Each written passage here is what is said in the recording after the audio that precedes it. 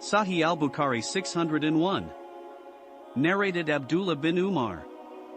The Prophet prayed one of the Isha prayer in his last days, and after finishing it with taslim, he stood up and said, "Do you realize the importance of this night?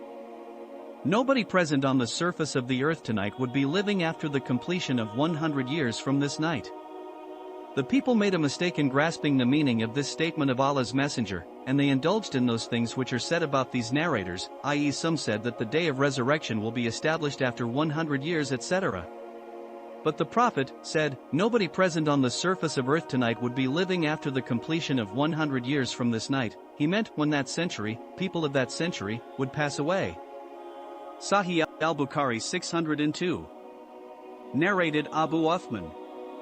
Abdur Rahman bin Abi Bakr said, the Sufa companions were poor people, and the Prophet said, whoever has food for 2 persons should take a third one from them, Sufa companions.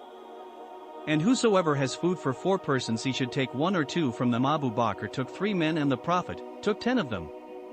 Abdur Rahman added, my father, my mother and I were there, in the house. The sub-narrator is in doubt whether Abdur Rahman also said, my wife and our servant, who was common for both my house and Abu Bakr's house. Abu Bakr took his supper with the Prophet, and remained there till the Isha prayer was offered.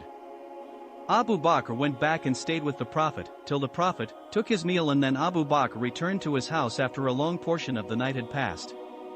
Abu Bakr's wife said, what detained you from your guests, or guest?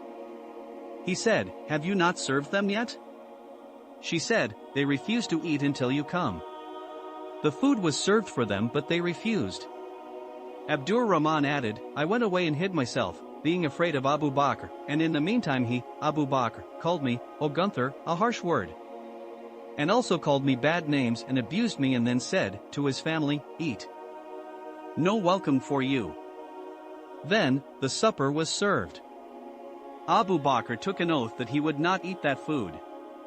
The narrator added, by Allah, whenever any one of us, myself and the guests of Sufa companions, took anything from the food, it increased from underneath.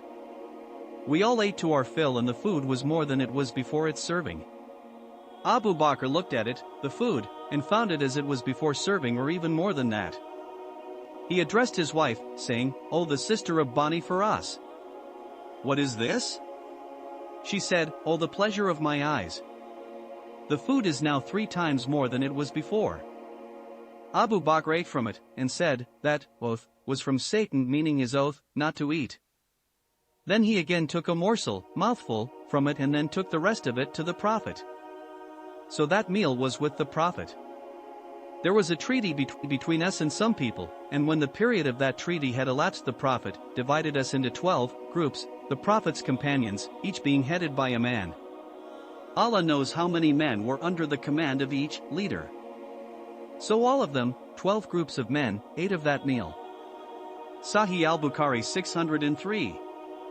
Narrated Anas. The people mentioned the fire and the bell. They suggested those as signals to indicate the starting of prayers, and by that they mentioned the Jews and the Christians. Then Bilal was ordered to pronounce Adhan for the prayer by saying its wordings twice, and for the Iqama, the call for the actual standing for the prayers in rows, by saying its wordings once. Iqama is pronounced when the people are ready for the prayer. Sahih al-Bukhari 604. Narrated Ibn Umar.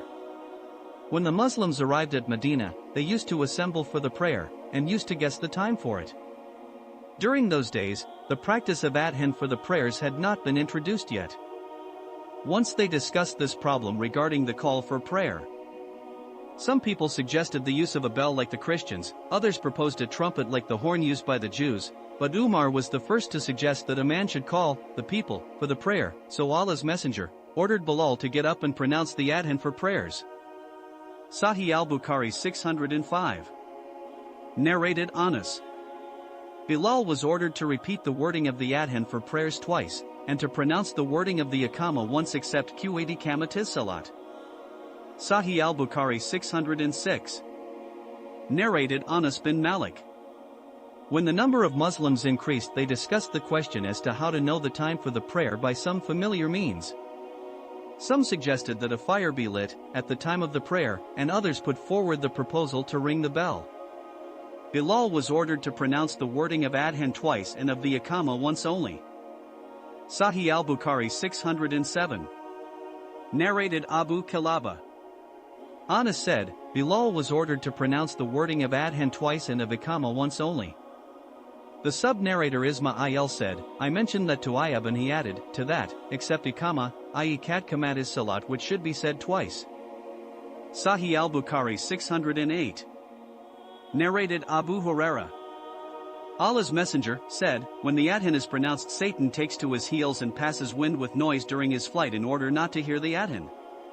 When the adhan is completed he comes back and again takes to his heels when the Iqama is pronounced, and after its completion he returns again till he whispers into the heart of the person, to divert his attention from his prayer, and makes him remember things which he does not recall to his mind before the prayer and that causes him to forget how much he has prayed. Sahih al-Bukhari 609. Narrated Abdurrahman. Abu Sa'id al-Khudri told my father, I see you liking sheep in the wilderness. So whenever you are with your sheep or in the wilderness and you want to pronounce adhan for the prayer, raise your voice in doing so, for whoever hears the adhan, whether a human being, a jinn or any other creature, will be a witness for you on the day of resurrection. Abu Sa'id added, I heard it, this narration, from Allah's Messenger. Sahih al-Bukhari 610. Narrated Humayd. Anas bin Malik said, whenever the Prophet went out with us to fight, in Allah's cause, against any nation, he never allowed us to attack till morning, and he would wait and see. If he heard adhan he would postpone the attack, and if he did not hear adhan he would attack them.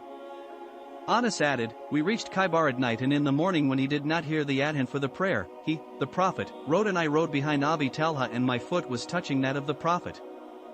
The inhabitants of Khaybar came out with their baskets and spades, and when they saw the Prophet, they shouted Muhammad. By Allah, Muhammad and his army. When Allah's Messenger saw them, he said, Allahu Akbar. Allahu Akbar. Khaybar is ruined. Whenever we approach a hostile nation to fight, then evil will be the mourning of those who have been warned.